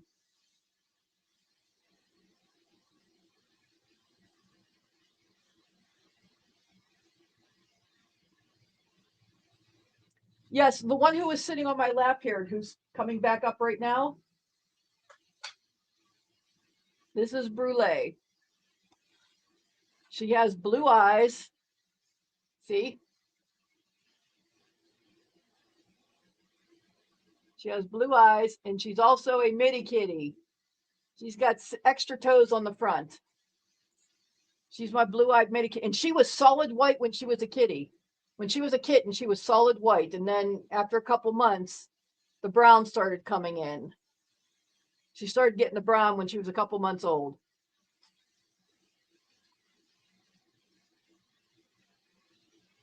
She's not very vocal. She's quiet. What do you got there? I felt that the other day. So,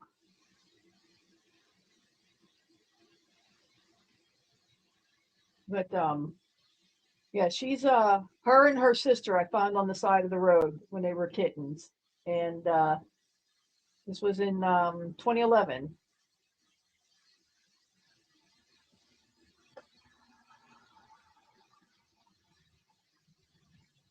Oh, I'm growing, Terry. Must be because I'm a bully, huh? Must be because I'm a bully. Yeah, she's my girl. She's my therapy cat.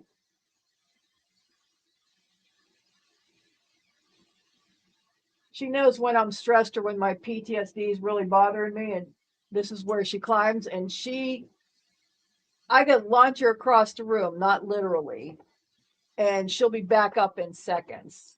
You know, she climbs, she'll be up back up there, and then she sleeps on me at night. She likes to try to get under the covers. Rosie, come on. Come on. Get down here. Come on. Come on. Rosie.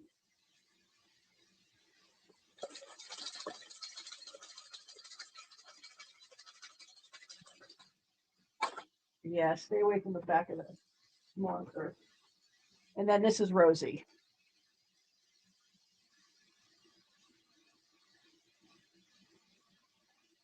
Rosie's only well, she's right about a year old now. I had Rosie since she weighed only 4 ounces. She weighed 4 ounces when I brought her and her family in for fostering.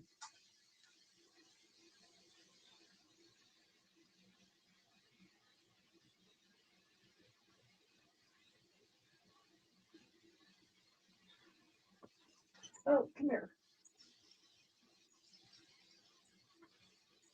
This is Mambo. This is Brulee's sister. The other one that was on the side of the road.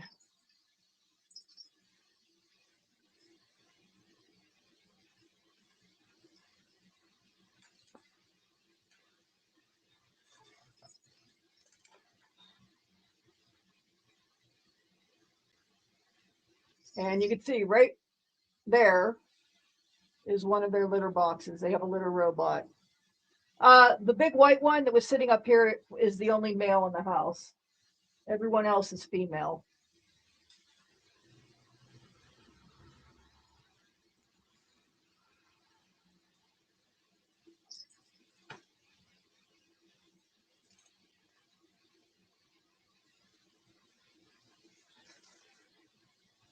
Oh, my shirt's riding up my back here.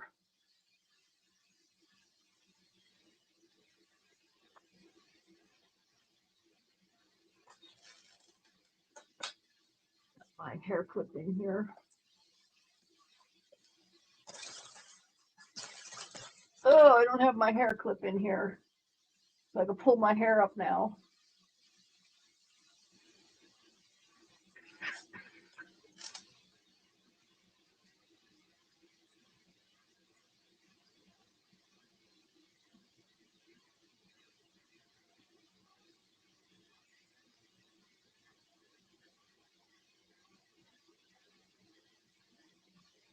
Sorry for your loss.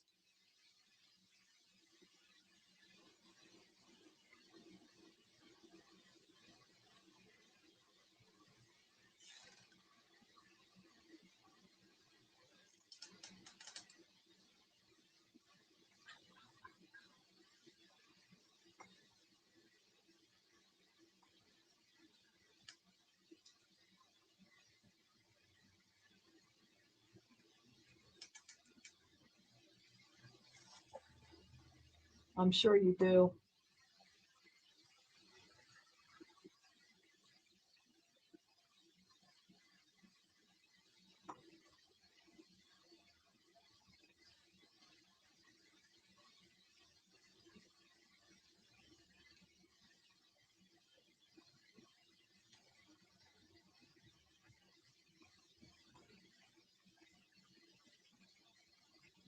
Oh, thank you. I tried to do it tonight, and the henna didn't take in very well. Usually it does. I'm not sure why.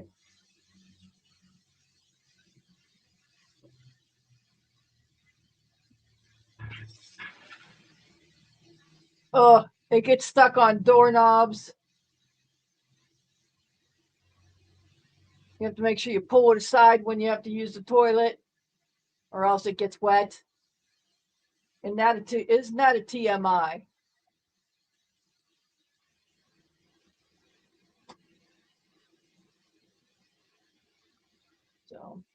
it's frequently pulled up in a hair clip when I'm on live. Not always, but often enough.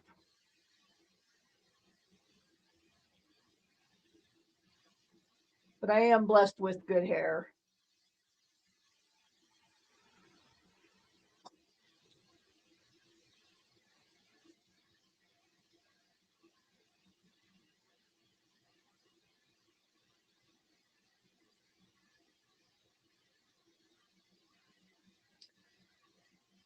Well, let's see. We're going to go for about 15 more minutes, and then I'm going to call it a night. So we'll be at about that 2-hour mark. Let me see what we have going on over here.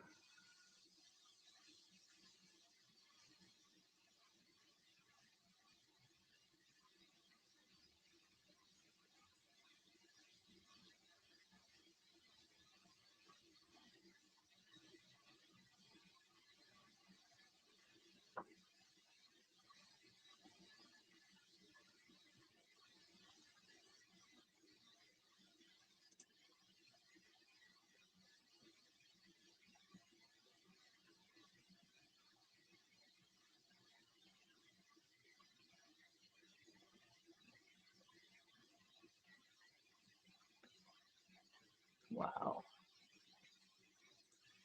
Let's see what else is going on here. So is there anything else going on anywhere?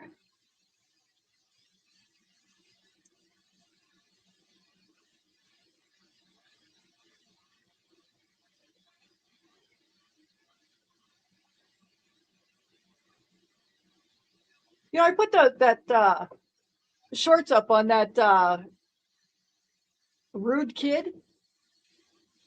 I thought that would get a little bit more publicity, or not publicity, but a little bit more action on shorts. I guess I put it up at the wrong time of day. I'm still learning the algorithms. It was so nice to meet you too, Majestabel. Thank you for being here.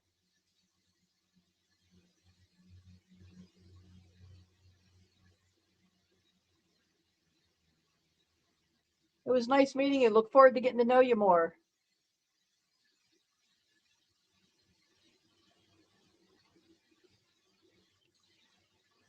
Yeah, I guess that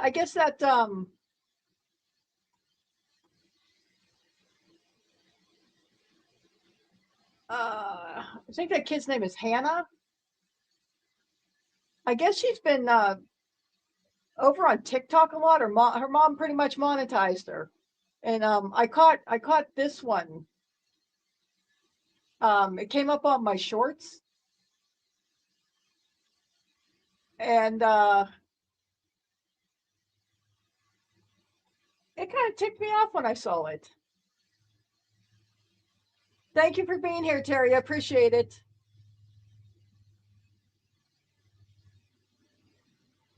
It was a great night meeting so many new people, Terry. I was surprised. Yeah, as soon as I opened up the stream, there was a crap ton of comments in there. I was like, holy cow.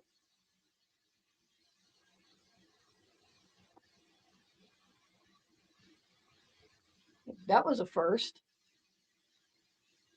And it wasn't a regular, so I'm a little worried about Betty, because usually Betty's one of the first comments in there. So I'm a little concerned there. Teresa, do you by chance have an email for Betty?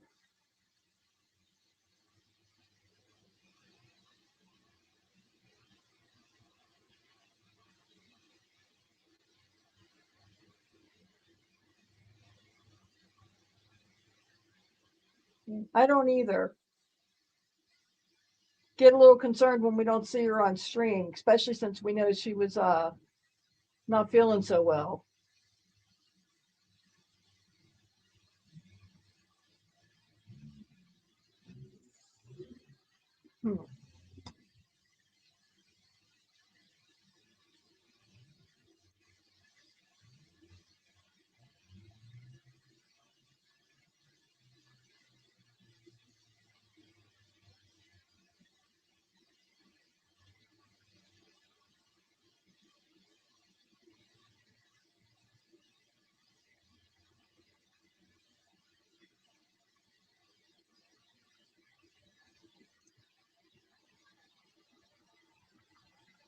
Just out of curiosity.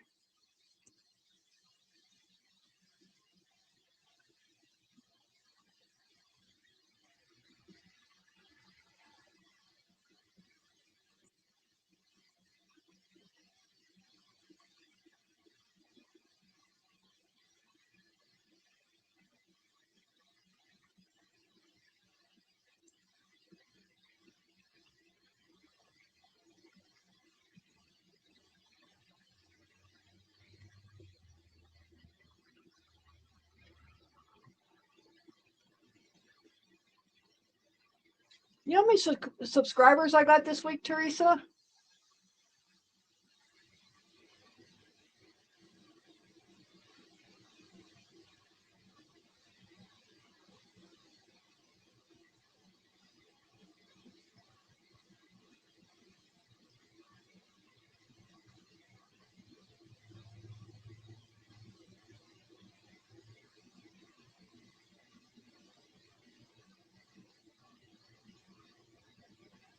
In the last 7 days, I got 45 subscribers.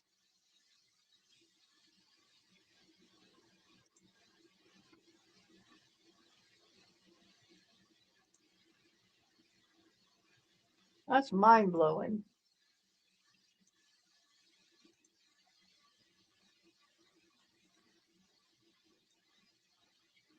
I know, considering nobody likes me. Considering nobody likes me and I'll never get any subs and no one's going to watch me, that's pretty amazing.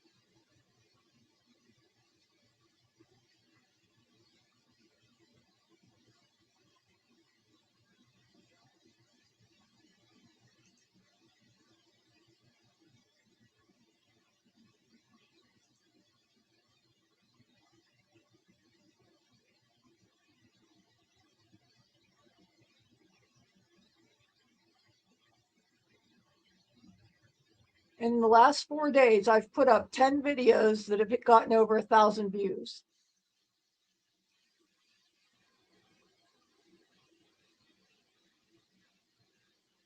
That's just really cool. Funny how that happens.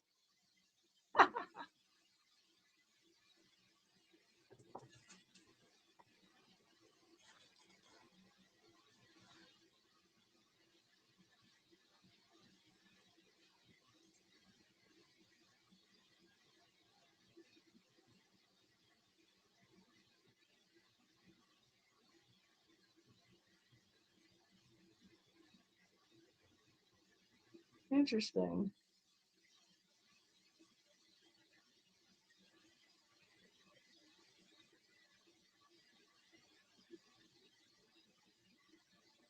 I got to learn how to do more of the read more of these analytics. I'm going to have to study the analytics. I'm sure I have a lot to learn from them.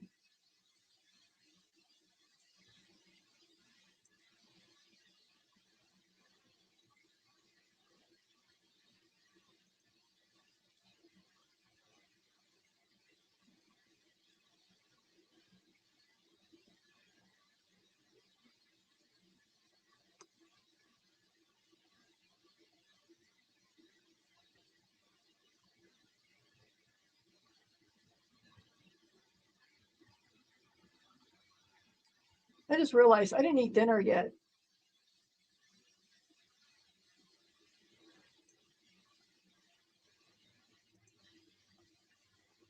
It's 11. It's almost 11:30, and I didn't eat dinner yet. I think I need to go and get something to eat.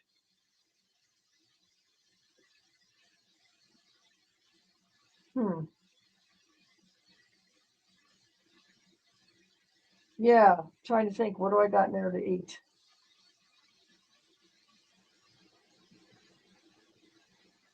Are you gonna mail me chili? I like the mailing me chili better. Okay, do you make a meat chili or a bean chili?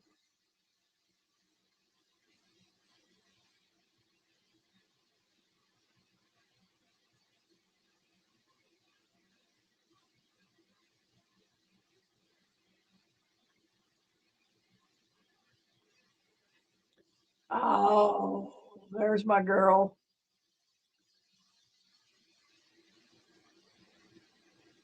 I guess some people consider it sacrilegious to put beans in a chili.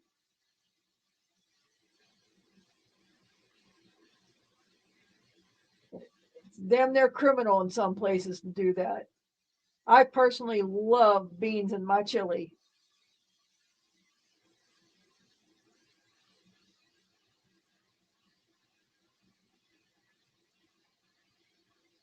What kind of beans do you use?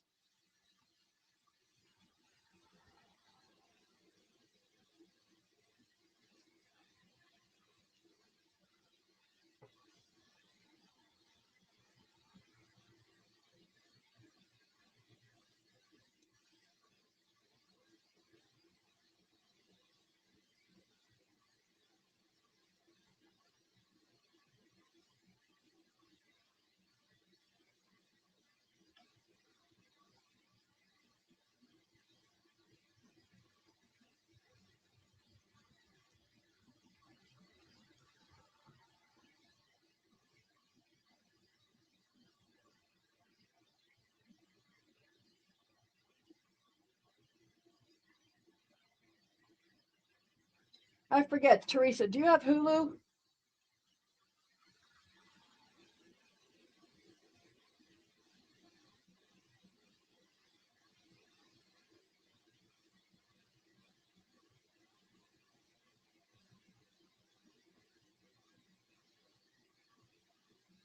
Light kidney beans or dark kidney beans?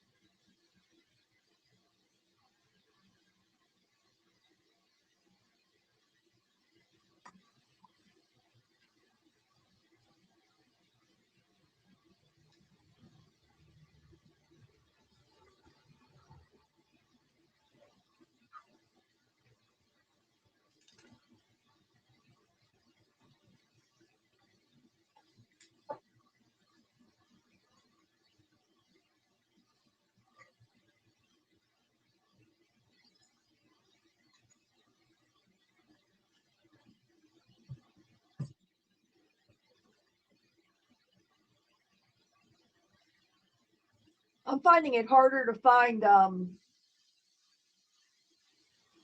dried kidney beans. I'm finding it harder to find the dark red chili beans dried, or not chili beans, kidney beans. Or is it the light red? I think it's a dark red. Dark red chili beans dry.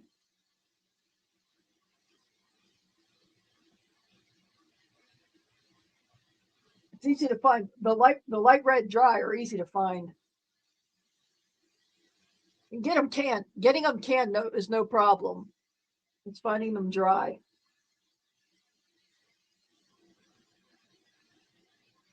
What are you doing besides purring on me?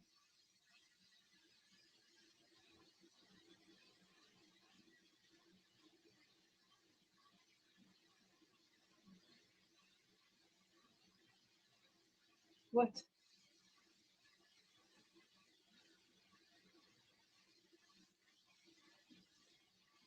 Hmm.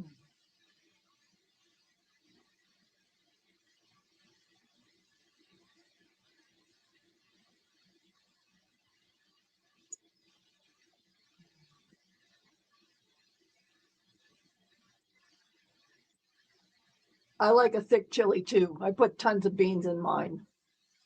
All that extra protein.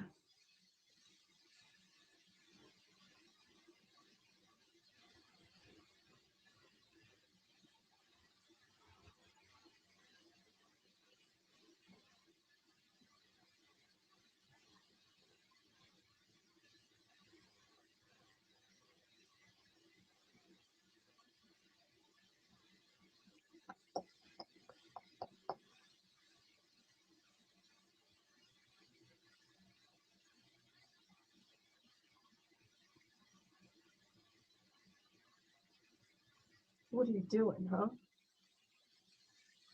Smushing my nose now. You're smushing my nosy now.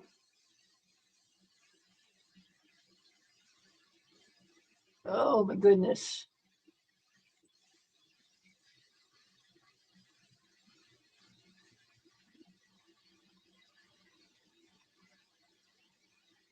I think I have some chili in the freezer.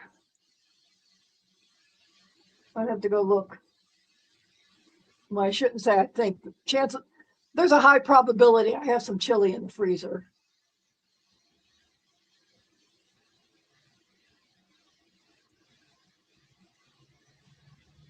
I know I have a ton of spaghetti sauce in the freezer, but that means I would have to make some spaghetti noodles. And I don't feel like cooking noodles right now.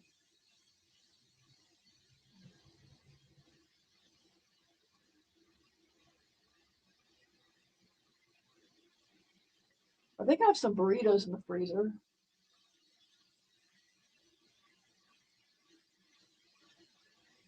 Huh.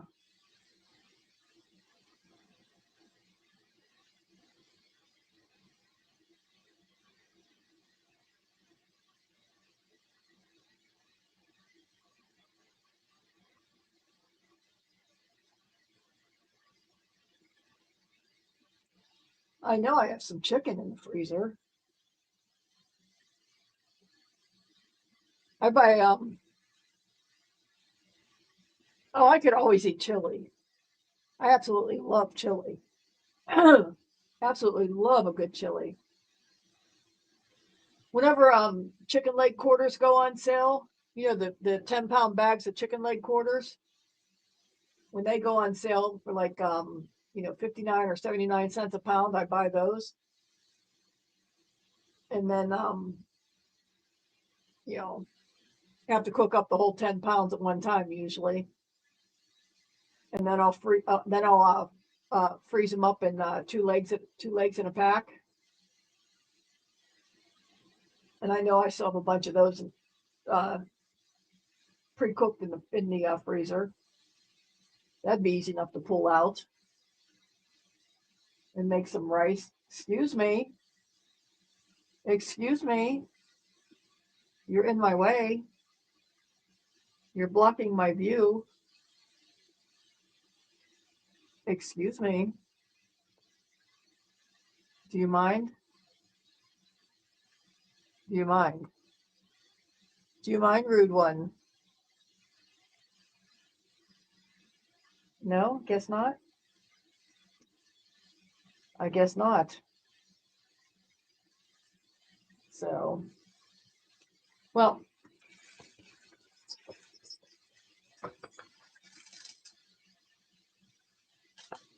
oh, he pulled my shirt down. Look at that. She made me flash some titty on the screen here.